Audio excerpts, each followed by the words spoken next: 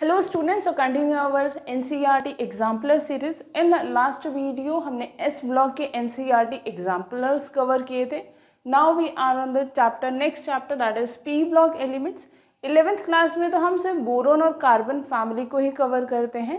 Remaining P block elements जो है वो 12th क्लास की एनसीईआरटी एग्जाम्पलर्स में आपको मिलेंगे। ठीक है, so now continuing the series of NCERT exemplar P block में। So first question we have is the element which exists in liquid state for a wide range of temperature and can be used for measuring high temperature पे जिन्हें हम use भी कर सकते हैं।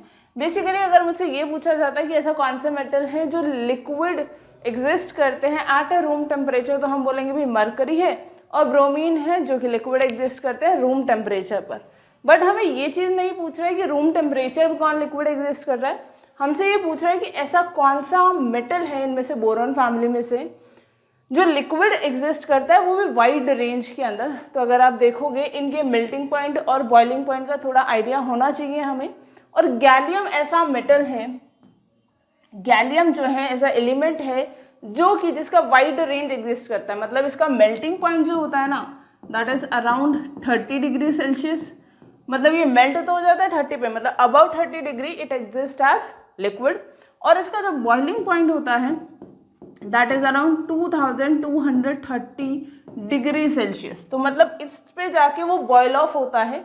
इसका मतलब ये जो रेंज है ये बहुत ही वाइड रहती है, वो वाइड रेंज तक मतलब काफ़ी हाई टेम्परेचर पे भी लिक्विड में एग्जिस्ट करता है एंड दैट इज गैलियम। ठीक है, तो आपको इसका थोड़ा सा ऑर्डर पता होना चाहिए boiling point and melting point का, और ये तो एक लॉन्ग रेंज ऑर्डर है तो आपको वैसे भी समझ आना चाहिए। ठीक है, next, which of the following is a Lewis acid.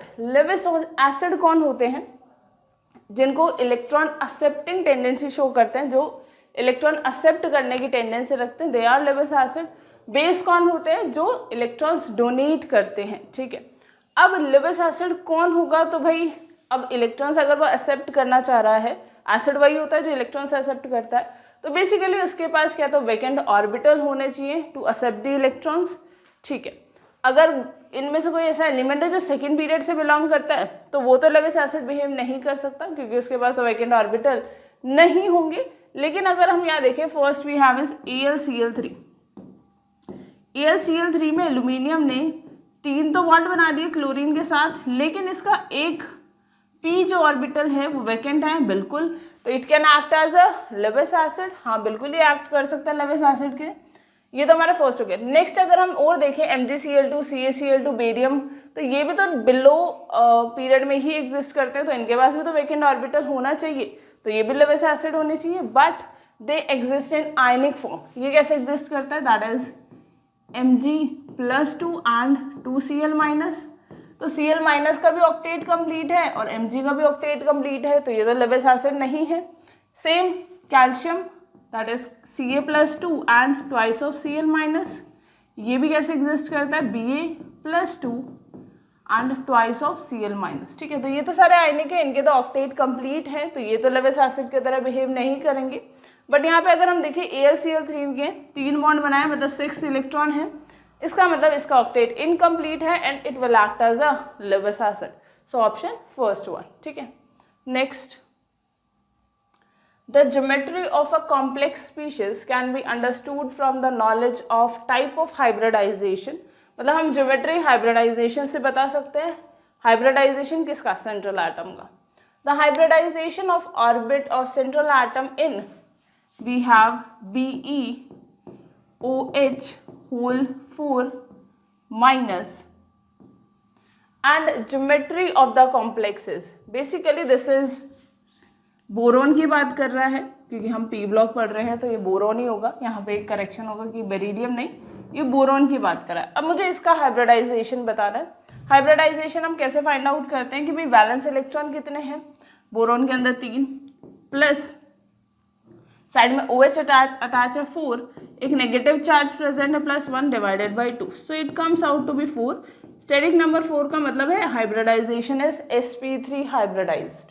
So the hybridization is sp3, so it have the tetrahedral geometry. तो इसका ज्योमेट्री कुछ ऐसी होती है, OH OH, OH and OH and the negative charge boron पे ही होता है. So this is tetrahedral and the sp3 hybridization. ठीक है. Next, which of the following oxide is acidic in nature? कौन सी ऑक्साइड ऐसी है जो एसिडिक नेचर की है? तो ट्रेंड्स हमें पता है कि as we move in a top to bottom, acidic strength of the oxide decreases while in case of period it increases. But अगर हम यहाँ देखें तो ये सारे क्या है, सेम ग्रुप से बिलोंग करते हैं, तो it as acidic strength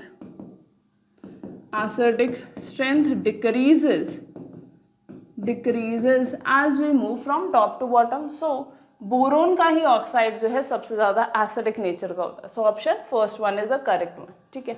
next, या फिर हम इसे वैसे ऐसे भी बता सकते हैं, इसमें वाटर ऐड करो. ठीक है. वाटर ऐड करने के बाद कौन एसिडिक ऑक्साइड देगा, कौन बेसिक देगा, तो उससे भी हम बता सकते हैं. जैसे B2O3 में वाटर ऐड किया तो हमें क्या मिलेगा, boric acid, and that is acidic in nature. ठीक है. तो वही एसिडिक स्ट्रेंथ जो है टॉप टू बॉटम डिक्रीज करती है. The exhibition of highest coordination number depends on the availability of vacant orbital in the central atom.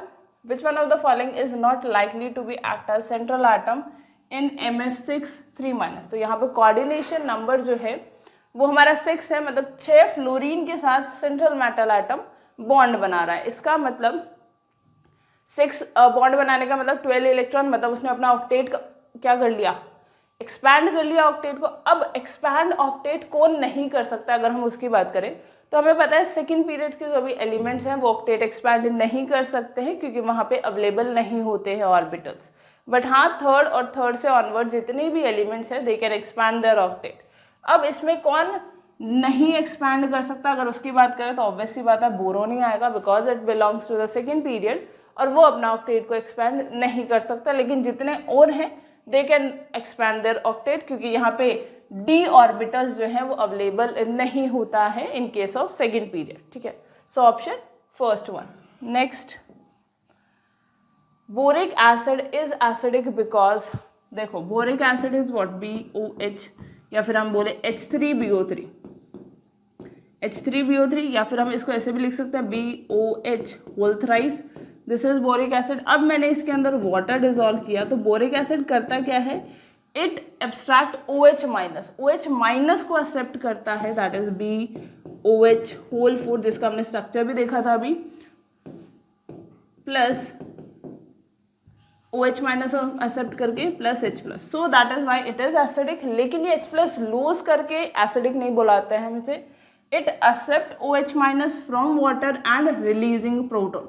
ये proton release करता है, that is why we call it as acid. But acid होता कैसे है, by accepting hydroxide. So option third one is the correct one. ठीक है. Next,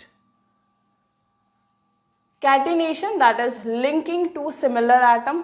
ठीक है. जैसे हम बोलते हैं कि कार्बन की कैटिनेशन पावर ज़्यादा होती है, तभी तो हम ऑर्गेनिक में बहुत सारे कार्बन के लॉन्ग चेन भी पढ़ते हैं. ठीक है. अब वो डिपेंड करती है size as well as electronic configuration of atom. वो साइज पे भी डिपेंड करती है, इलेक्ट्रॉनिक कॉन्फ़िगरेशन पे भी डिपेंड करती है. अब हमसे ग्रुप 14 में पूछा गया है कि किसकी टेंडेंसी ज़्यादा होगी कैटिनेशन की, किसकी कम होगी, ऑर्डर बताना है. तो बेसिकली होता क्या है, कैटिनेशन में अगर हम देखें तो कार्बन कार्बन के बीच में बॉन्ड बन रहा है. अब यहाँ पर ओवरलैपिंग जो है वो 2p की हो रही है. जैसे जैसे हम नीचे मूव करेंगे तो 3p की ओवरलैपिंग होगी. Then we have 4p overlapping. तो as we move from top to bottom overlapping जो है वो डिक्रीज हो जाती है. इसका मतलब हम ये बोल सकते हैं बॉन्ड स्ट्रेंथ जो है, bond strength decreases as we move top to bottom. क्यों? क्योंकि साइज जो है ऊपर से नीचे आने में ग्रुप में इंक्रीज करता है. सो कैटिनेशन टेंडेंसी ऑल्सो डिक्रीजेज. अब भाई बॉन्ड स्ट्रेंथ ही डिक्रीज होगी तो मतलब उसकी कैटिनेशन, बॉन्ड बनाने की टेंडेंसी भी कम होगी. इसका मतलब कार्बन की कैटिनेशन पावर सबसे ज़्यादा होती है. Then we have silicon. ठीक है. So order will be second one. ठीक है. जर्मेनियम और एसएन की जो कैटिनेशन प्रॉपर्टी होती है दैट इज ऑलमोस्ट सिमिलर. ठीक है. So second option is the correct one. Next,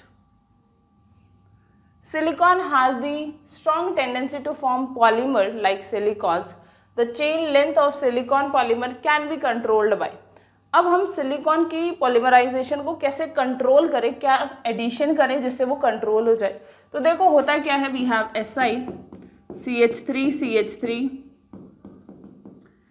OH and OH, ठीक है, N टाइम्स है ये। अब ये क्या होता है, पॉलीमराइज होता रहता है, ठीक है, फर्दर वाटर निकाल के फिर पॉलीमराइज हो जाएगा। अब मुझे इस पॉइंट को स्टॉप करना है तो हम एडिशन करते हैं M3SiCl का। ऐसा क्यों, तो देखो Si, CH3 CH3Cl and CH3। अब जैसे ही इनका एडिशन होता है, पॉलीमराइजेशन अकर होता है, तो यहाँ से क्या रिमूव हो जाता है, HCl रिमूव हो जाता है। So we get Si, CH3CH3 OSi and we have CH3, ठीक है। तो यहाँ पर क्या हो गया, क्या ये फर्दर पॉलीमराइज हो सकता है, नहीं, इसने जस्ट स्टॉप कर दिया उस पॉलीमराइजेशन को। सो ऑप्शन थर्ड वन, ठीक है। तो हमसे यही पूछा था कि पॉलीमराइजेशन कैसे कंट्रोल की जाएगी, किसके एडिशन से पॉलीमराइजेशन यहाँ पे कंट्रोल होगी। So that is the third one, ठीक है। Next, ionization enthalpy for the element of group 13 में क्या ऑर्डर होगा आयनाइजेशन एंथैल्पी का। तो as we move top to bottom, size increases, ionization enthalpy decreases, ठीक है, ये नॉर्मली ऑर्डर हमारा होता है। So we have boron, aluminium, gallium, indium and thallium, ठीक है। तो होना तो यही चाहिए था कि top to bottom ionization energy decrease करनी चाहिए थी, कि बोरॉन की सबसे ज़्यादा, फिर एल्यूमिनियम एंड देन गैलियम। लेकिन there is exception between the gallium and aluminium के बीच में एक एक्सेप्शन होता है। क्यों होता है, क्योंकि यहाँ पे इससे पहले कौन है, जिंक, जिसमें क्या हुआ है, d ऑर्बिटल्स के अंदर फिलिंग हुई है, ठीक है, मतलब 3d के अंदर फिलिंग करते हैं हम।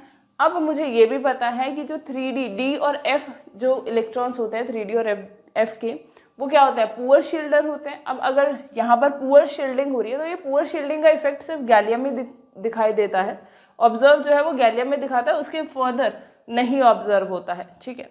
तो इसका मतलब डी ऑर्बिटल्स की पुअर शील्डिंग की वजह से गैलियम को जो इलेक्ट्रॉन्स होते हैं वो न्यूक्लियस की तरफ ज़्यादा अट्रैक्टेड होते हैं। मतलब बेसिकली यू कैन से कि उनका साइज छोटा हो जाता है एज कम्पेयर टू एल्यूमिनियम, जिससे गैलियम की आयनाइजेशन एनर्जी एल्यूमिनियम से ज़्यादा होती है।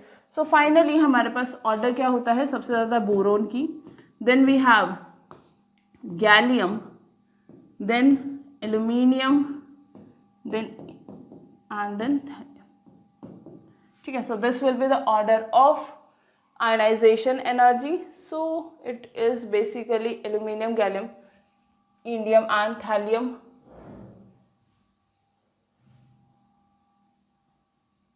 इंडियम और थैलियम की भी अप्रोक्सीमेटली बराबरी होती है वैसे तो, ठीक है। So option third one is the correct one, ठीक है। इन structure of diborane, diborane is what, B2H6 के स्ट्रक्चर की बात कर रहा है।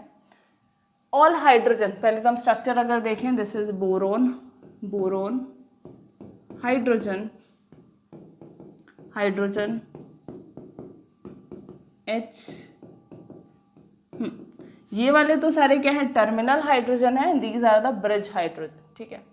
All hydrogen atom lie in one plane and boron atoms lie in a plane perpendicular to this plane. Basically होता क्या है, ये हाइड्रोजन और ये हाइड्रोजन, अगर मैं इस प्लेन की बात करूं कि भाई ये दो बोरॉन है, ठीक है, दो हाइड्रोजन उधर है, दो हाइड्रोजन इधर है, जो ये दोनों वाले हाइड्रोजन है, एक अबव होता है और एक बिलो, ठीक है। तो अगर मैं इस प्लेन को कंसिडर करूं तो 4 हाइड्रोजन और दोनों बोरॉन एक ही प्लेन में है, सिर्फ 2 हाइड्रोजन अबव और बिलो है। तो फर्स्ट स्टेटमेंट तो करेक्ट नहीं है। नेक्स्ट बोल रहा है 2 boron atom and 4 terminal hydrogen atom lie in the same plane, बिल्कुल। एंड 2 ब्रिजिंग हाइड्रोजन जो हैं they are lying in the perpendicular plane, हाँ, अबव और बिलो लाई कर रहे हैं, मतलब वो परपेंडिकुलर लाई कर रहे हैं। तो yes, option second is the correct one, ठीक है। और ऑप्शन भी देखें, 4 ब्रिजिंग हाइड्रोजन, पहली बात तो ब्रिजिंग हाइड्रोजन 2 ही है, ब्रिजिंग हाइड्रोजन तो 2 ही होते हैं, 4 ब्रिजिंग नहीं होते, 4 तो टर्मिनल होते हैं जिन्हें हम HT के नाम से बोलते हैं। तो this is also wrong. Last is all the atoms are in the same plane, नहीं, सारे एटम्स एक प्लेन में नहीं होते हैं, ठीक है। So option second one is the correct one, ठीक है। नेक्स्ट,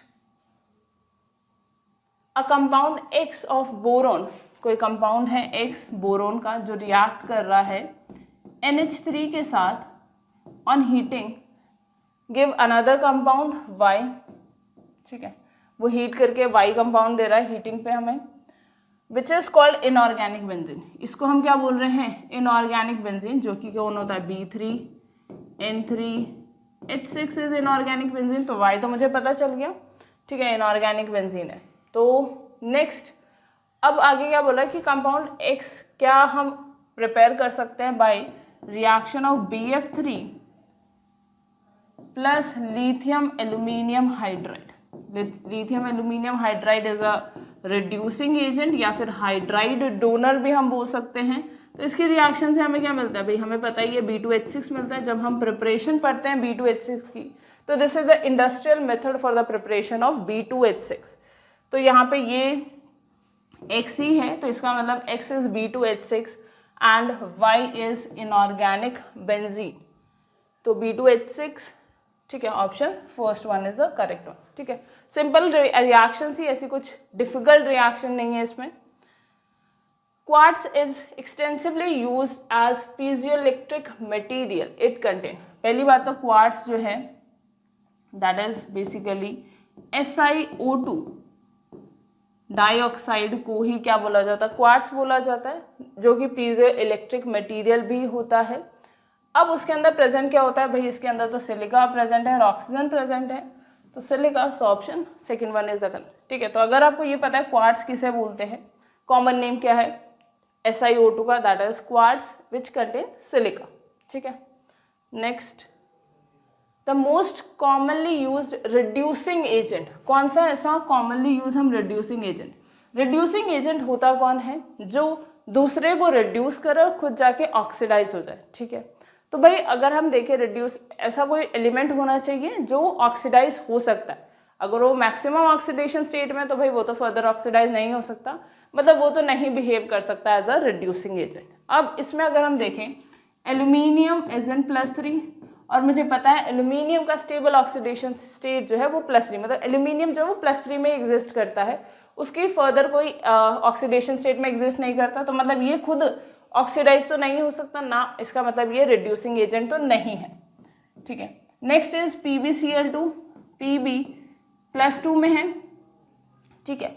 अब अगर आप देखो ये क्या है, कार्बन फैमिली से बिलोंग करता है। इसके अंदर होता क्या है कि Pb+2 में स्टेबल क्यों होता है, वैसे तो Pb+4 भी एग्जिस्ट करता है, but why Pb+2 is more stable, that is because of inert pair effect.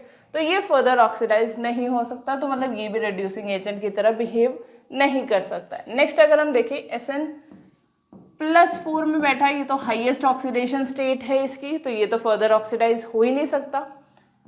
Next अगर हम देखें यहाँ पे Sn दैट इज इन +2, तो हाँ ये +2 से किस में जा सकता है, +4 में जा सकता है, मतलब इसका मतलब ये रिड्यूसिंग एजेंट की तरह बिहेव कर सकता है, सो ऑप्शन फोर्थ वन, ठीक है। नेक्स्ट, ड्राई आइस किसे बोलते हैं, that is solid CO2। Solid CO2 को ही हम ड्राई आइस बोलते हैं। ये कुछ चीज़ें ऐसी है जो हमें बिल्कुल पता ही होनी चाहिए कि व्हाट इज ड्राई आइस। ऐसा नहीं ड्राई आइस वाटर वाली को समझ लो आप, dry ice is a solid CO2, so option third one, ठीक है। Next, cement, the important building material, is a mixture of oxide of several elements beside calcium, iron, sulfur. Which of the following group are present in the mixture? Mixture के अंदर कौन क्या क्या present होता है, देखो that is Ca2SiO4 present होता है, एक होता है Ca3SiO5 present होता है, इसके अलावा एल्यूमिनियम का भी present होता है, that is Ca3Al O6, this is present. तो सीमेंट के अंदर इनके मिक्सचर्स प्रेजेंट होते हैं। तो सिलिका कहाँ से बिलोंग करता है, दैट इज ग्रुप 14, ठीक है, ये भी 14 का है। एल्यूमिनियम दैट इज ग्रुप 13, ठीक है, और कैल्शियम कहाँ से है, दैट इज ग्रुप 2। तो it is containing a mixture of group 2 का भी है, इसमें ग्रुप 14 का भी एलिमेंट्स प्रेजेंट है, ग्रुप 13 के भी। So correct answer will be the third one, ठीक है। So that's all for NCERT exemplar series. यहाँ पर हमने सिंगल चॉइस क्वेश्चंस करे हैं। नेक्स्ट वीडियो के अंदर हम करेंगे मल्टीपल चॉइस क्वेश्चन, क्योंकि NCERT एग्जाम्पलर में we have 2 part 1 that is single choice question and the part 2 that is multiple choice question, ठीक है। इससे पहले जितने भी 11th के चैप्टर हैं, अगर आपको उनके एनसीईआरटी एग्जाम्पलर्स देखने हैं तो डिस्क्रिप्शन में आपको लिंक गिवन है, you can easily watch them, ठीक है। So that's all for today's NCERT exemplar series. Thank you so much.